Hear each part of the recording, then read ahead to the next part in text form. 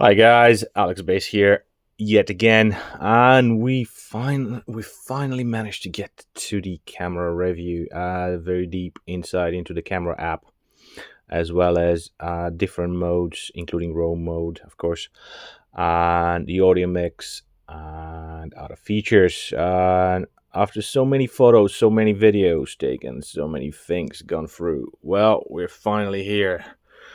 Quick recap: we've got a 48 megapixel main camera with optical image stabilization, and we've got a 12 megapixel periscope telephoto lens with optical image stabilization and 5 times zoom, 48 megapixel ultra wide camera, a 12 megapixel selfie, and we've got a RAW mode on all lenses, including the selfie one and the back three. So, without any further ado, let's kick it off with the camera app. Camera app is the usual typical iPhone application. It's not something that has changed much in terms of design. We've got the panoramic one, we've got spatial video, and also we've got spatial audio and portrait photo, video, cinematic mode, slow motion, and time lapse. I don't know who uses those ones, but it's there. One thing that came to my attention was in the action mode, and it was in this one here. It's 2.8K. That's 60 frames per second only. The other one is HD at 60 frames per second. And also, when you do a video and you try to do it above, this one is 128 gigabytes of storage. So on this version of 16 Pro, you cannot do the Pro resolution HDR, which is pretty annoying. So you cannot do it on anything above 1080p 30 frames per second. On, as far as I know, on the 256 gigabyte version of 16 Pro and above, up to a terabyte, you can do it. However, so yeah, on this one, I didn't really realize until it was too late. And you're gonna put it on as a HD 30 frames per second, and then you can use the Pro resolution HDR, which is a bit of a bummer, really. But still, apart from that, cinematic mode is a limited to the 4K 30 and HD 30, but you can also use it as 24.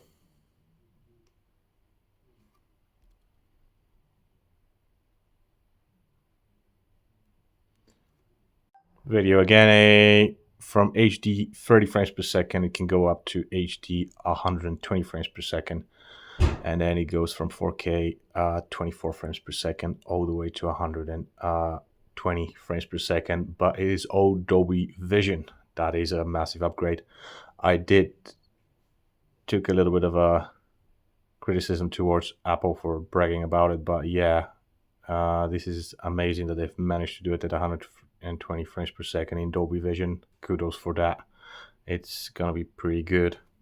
But do bear in mind that when you try to do it at 4K 120 frames per second, it's only the regular shot and 2 times zoom. You cannot go 5 times zoom on it, or you cannot use the ultra wide either. It's gonna be the ultra wide limited to 4K and 60 frames per second, which is still pretty good actually.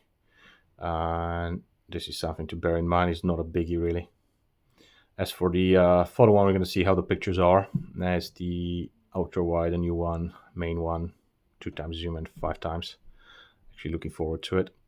Portrait shots, you can adjust that one. Natural light, could be studio light, contour light, or any of these ones, stage light, and high key light mode as well, which is pretty cool. And I did notice that it's a bit artificially done, but we're gonna get to the portraits and the camera shortly. Also, you can shoot in RAW mode and from all lenses, which is excellent. And most of you know about the RAW mode. It's basically the lens here, the camera bypasses the manufacturer's processing, in this case Apple's one, and lets you shoot at its best capability by itself. It lets you know what it can do exactly, which is actually quite good to have it on all lenses. Usually only on the main one that you get it, but now you can shoot in the ultra wide and main one, 2x zoom, 5x zoom, as well as the selfie camera. It's got a little bit of a downside to it, however. Let me just show you. Let's take, for example, this one. This is a night shot in the regular mode, and this is 4.2 megabytes. This one here is in RAW mode, and this one is a whopping 79 megabytes. So not so great. Selfie, for example. Let's say this one here. This is the normal one, 1.5. And you go into RAW mode, and it is 11.6. So it is a bit of a bummer as well, but not as big as on the main cameras. Yeah, apart from the interest of the RAW mode, where the lens should actually be performing the best it can, it's another thing is here, the night mode and the flash. It's a bit of an arbitrary decision by Apple, but probably for the better. You barely can control it at nighttime. That's another thing I noticed about it. And it just turns itself on whenever it feels like it. And when you take the shot, it might take like 3 seconds to complete it. You know, this is the night mode. It just triggers itself on, even if this was off, which is pretty interesting. Apart from that, I'm gonna get to it later on and see how it does. Yeah, apart from that, as I already said, you can do the video in Dolby Vision. However, that's got a downside to it as well. The downside is this: you end up with huge files. A minute of 4K video at 60 frames per second in Dolby Vision is 440 megabytes. At 120 frames per second is 800 megabytes. It is huge. Probably that's ones. However, you've got some choice. I should put it at spatial audio, but you can choose stereo or mono if you want to. I'll leave it as spatial for now, which is always good to have a choice. There's spatial video and also photo. Photo is from the main camera, of course, only. And from the camera, it's actually HD 30 frames per second only. Unfortunately, but still there. One very cool feature, actually, that's been added on and I've enjoyed very much is this one here. All right, so he didn't want to be visually recorded, but we still did the conversation. And so basically, let's walk you through what it is, and then I'm going to explain what it is all about. So you go here, do your vote. Start from the beginning. So the planogram says sweet chili sensation. Yeah. There we go. So you go into this one with the added one, and you're going to find these features here: video, audio mix, adjust, filters, and crop. And it is the audio mix. Here, click on it, and you've got these options. So basically, this is the standard one, the conversation as it happened. Yes, I think Tottenham is the best team, and they can definitely be united. We'll see jalapeno cheese, but the best one goes into definitely beat those freaking Old Trafford. Then you put into in frame. Right, so we start from the beginning, and it changes, adjusts the voices in the video. I mean, the background and the person who's in front of the camera is more prominent and takes center stage. You go into the studio, is the other way around. The one in front of the camera is good, and mine is prominent behind the camera. But the best one is definitely beat those freaking Old Trafford. And cinematic really clears them up. Right, so we start from the beginning. So the planogram says sweet chili sensation. Yeah, I still think Tottenham is the best team. Paprika, and they can definitely be united. jalapeno cheese, but the best one is definitely Beatles. Basically, what it does is when someone's in front of the camera or people are talking, it doesn't work that well with devices. Though I tried it with TV or music, it's not that good, and you're having conversation behind the camera. But with people in front of the camera and you are behind the camera shooting the video, for example, and you do that one, it allows you to control the environment, which is pretty cool.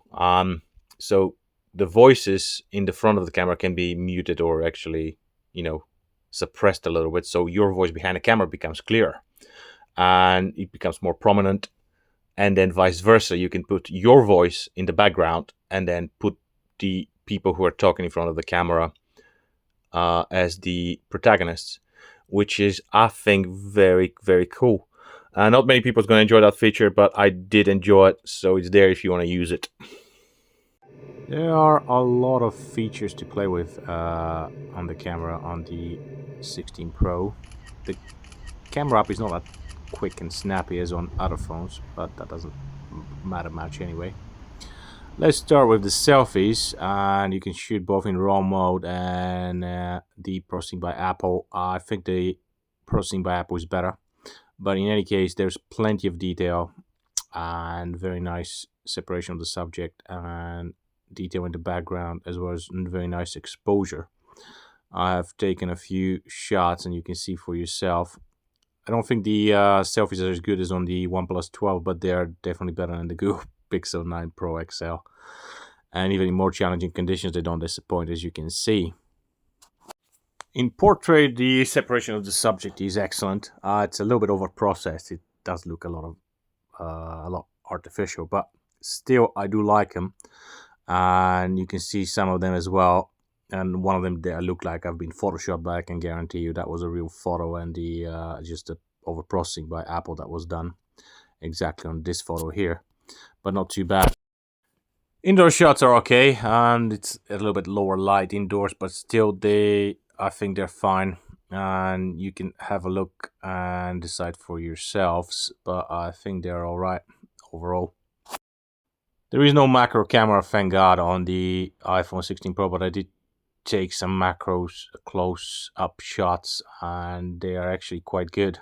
And I did a quick sample around the house, really nothing major, but still, it gives you an idea of the focusing of the camera. I think it's quite good overall as well. Moving on to the main camera, it takes very nice pictures. There's a ton of detail in it and very natural colors. And the high dynamic range is indeed very wide. The white balance is spot on. I do like them a lot. The colors don't pop as we've already established, but still they're very good. And even in more challenging conditions, they do perform. The camera does perform well, and the shots are good. There's a little bit more for you to check out and decide for yourselves.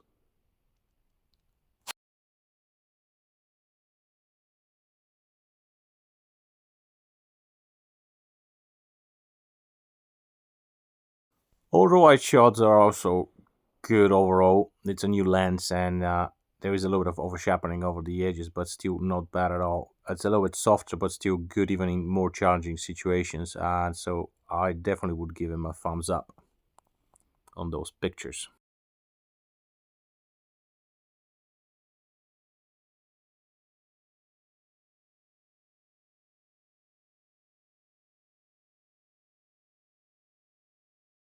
Two times zoom is actually quite good. I did enjoy it, and the colors are accurate, and there's again a ton of detail in them. And I can only praise the lenses as well as the 5 times zoom as well. I was pleasantly surprised by the consistency of those ones, especially the 5 times zoom, as you can see here. It's indeed quite impressive.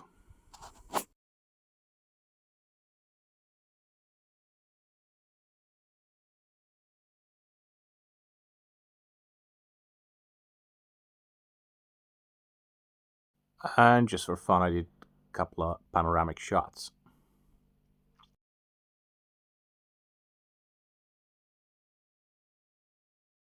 And now moving to the selfies at night. They're good overall. Again, raw mode or not, I prefer them without the raw mode, really. Again, decent detail and very nice exposure. And you can see for yourself, but they're pretty good overall. Again, just for fun, couple of shots in portrait as well. That's actually not bad, even at night. The main camera delivers excellently night shots and natural colors, and again, the high dynamic range is excellent. And even indoors, as you can see, it's quite consistent. And one thing that becomes clear is the rendition, which is still natural, even in raw mode or not. Again, probably Apple's processing is better than just shooting in raw mode at night, at least, as you can see here. But it's up to you. It's there as an option, and you can use it. The night mode is a bit peculiar. It actually turns itself on and off whenever it feels like it. It's very difficult for you to trigger it. Probably for the better. Still, the photos with the flash or without the flash are still pretty good. And it's a bit slow, though. That's one thing about the night mode. I did not enjoy it. On other phones, it's way quicker. But still, the photos are good overall, and I'm happy with the main camera performance.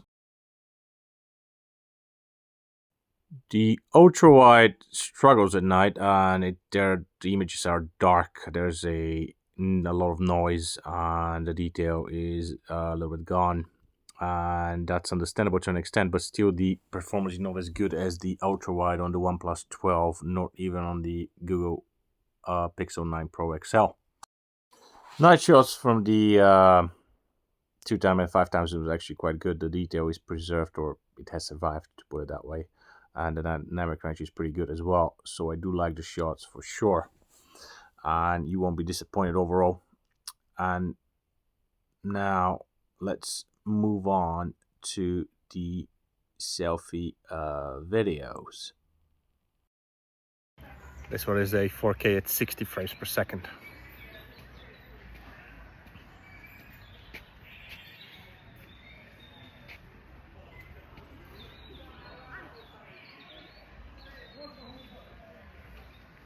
And this is 4K at 30 frames per second.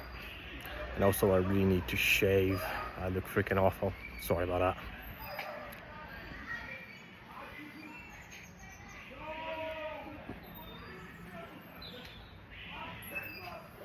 that. This is 4K at 24 frames per second.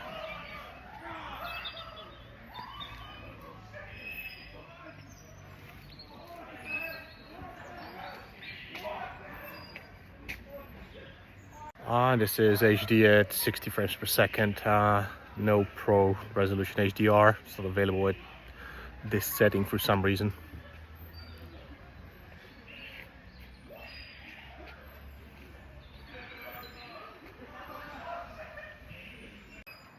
This is a selfie video, of course, HD at 30 frames per second and without the Pro resolution HDR.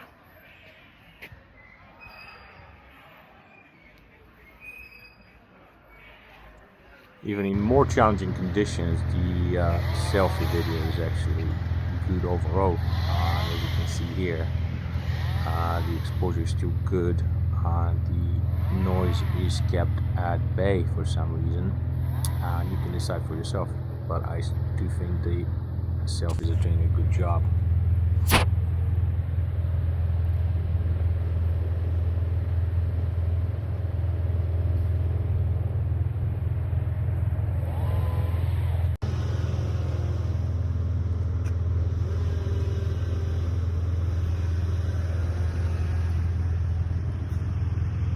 Now let's move on to the main camera performance and the ultra wide and the zoom shots and the stabilization, which is actually quite excellent.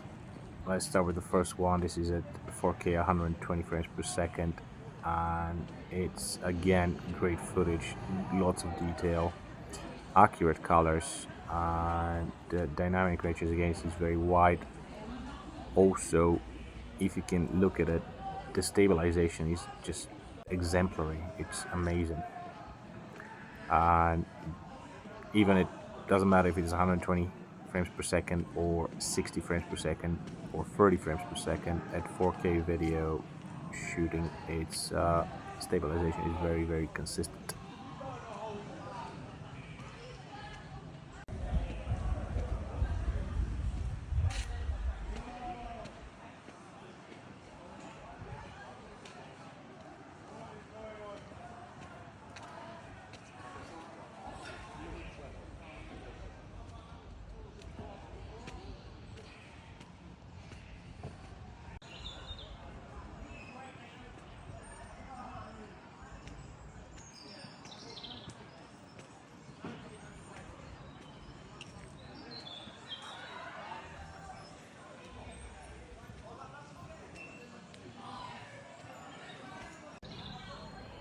Moving on to the HD footage, and again, very good electronic image stabilization and lots of detail in the shot. Natural colors. It's a little bit different rendition, as you can see, between the HD 1080p and the 4K video, but still is very good overall.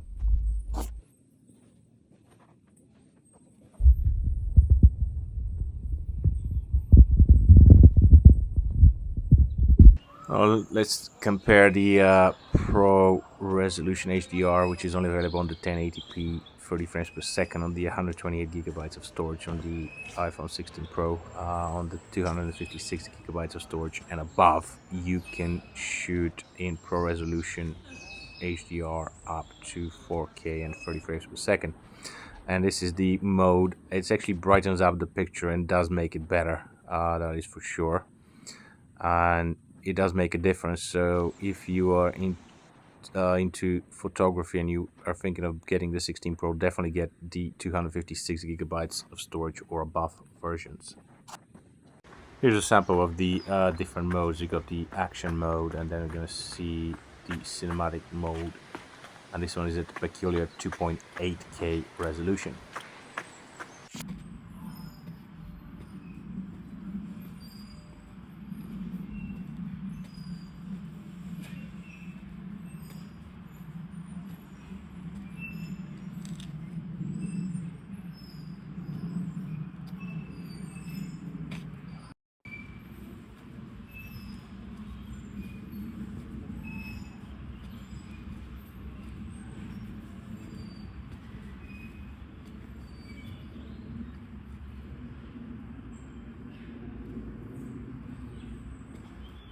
A quick one, the spatial video, it's just fixed at 1080p 30 frames per second.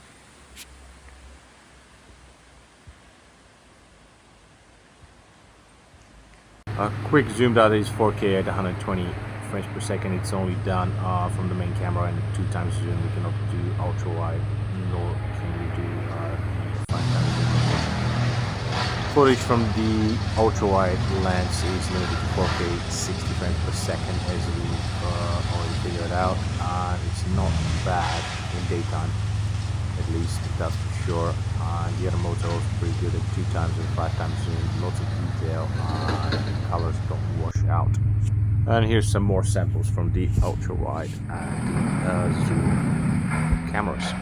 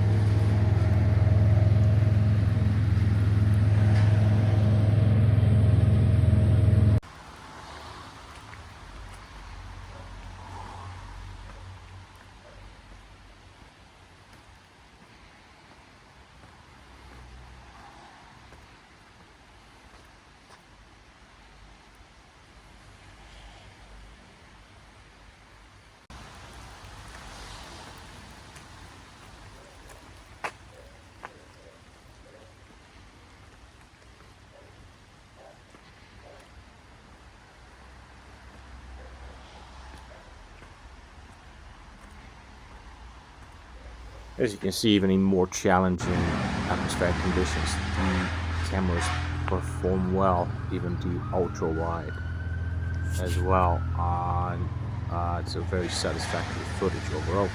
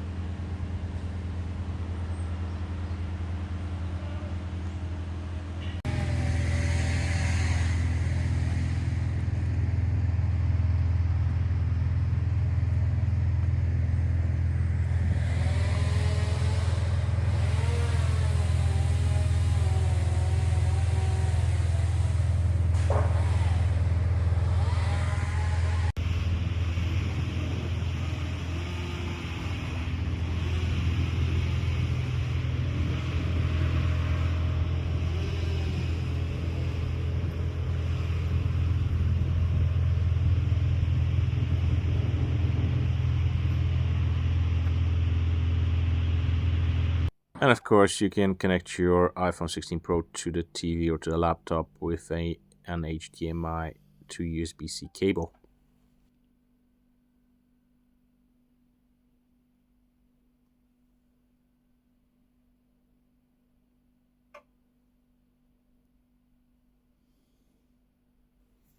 The 16 Pro also can record USB-C video.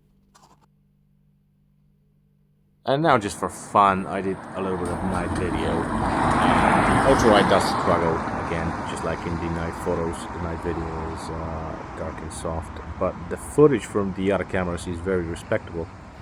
And apart from that struggle with the ultra-wide and the lack of 8K, and some minuses, but not huge minuses really, the videography on this powerhouse of a smartphone iPhone 16 Pro is just superb.